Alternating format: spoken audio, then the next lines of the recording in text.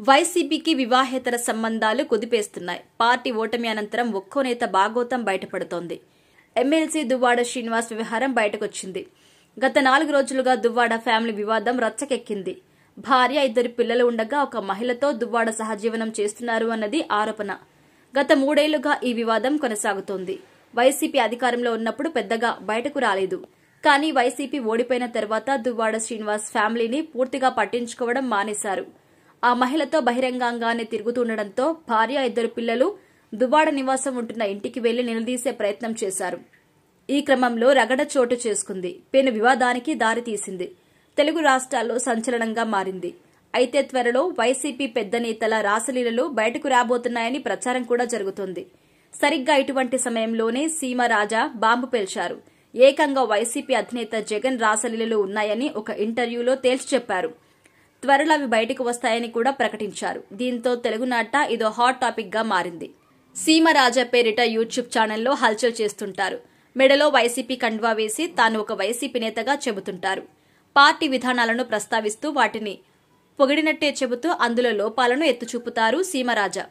ఎన్నికలకు ముందు నుంచే సీమ వైసీపీకి వ్యతిరేకంగా యూట్యూబ్ ఛానల్ ద్వారా గలమెత్తారు. వైసీపీ శ్రేణుల నుంచి బెదిరింపులు వచ్చినా పెద్దగా పట్టించుకోలేదు. వివేకానందరెడ్డి హత్య అంశాన్ని ప్రస్తావిస్తూ మా బాబాయిని మేం హత్య చేసుకుంటాం, మీరెవరు అంటూ సెటరికల్ గా మాట్లాడారు. చాలా అంశాల్లో వైసీపీని ఇరుకున పెట్టారు. చివరికి వైసీపీ అధికారికంగా ఒక ప్రకటన కూడా చేయాల్సి వచ్చింది. సీమరాజాకు పార్టీతో ఎటువంటి సంబంధం లేదు అని ప్రకటన దాని సారాంశం. అయితే తాజాగా సీమరాజా తన యూట్యూబ్ ఛానల్లో మాట్లాడారు. సీఎం జగన్ ఎక్కడికి వెళ్లారని యాంకర్ ప్రశ్నిస్తే నీకెందుకులే అంటూ సెటరికల్ గా సమాధానాలు చెప్పడం ప్రారంభించారు. బెంగళూరు తరచూ వెళ్తుండడాన్ని ప్రస్తావిస్తూ త్వరలో జగన్ అన్న రాసలీలలు బయటకొస్తాయని, అతి త్వరలో వెలుగు చూస్తాయని కూడా చెప్పుకొచ్చారు. ఆ రాసలీలలు చూసి తెలుగు ప్రజలు షేక్ అవుతారని కూడా సీమరాజా ప్రకటించారు. అయితే ఇప్పటి వరకు సీమరాజా ప్రకటించినవి వైసీపీలో వెలుగు చూశాయి.